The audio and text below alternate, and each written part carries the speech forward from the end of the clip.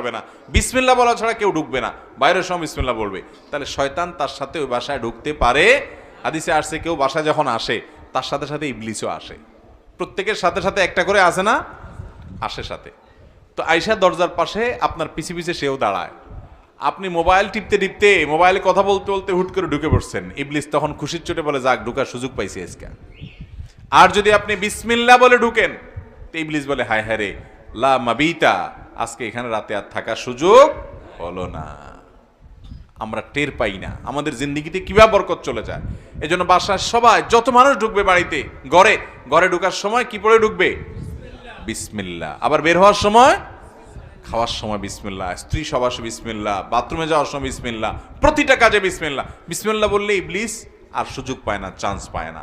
এজন্য বাসা বাড়ি থেকে এগুলোকে ঝেঁটিয়ে বিদায় করতে চাইলে এই সুন্নাহসম্মত আমলগুলো হলো সবচেয়ে বড় আমল, ইনশাআল্লাহ।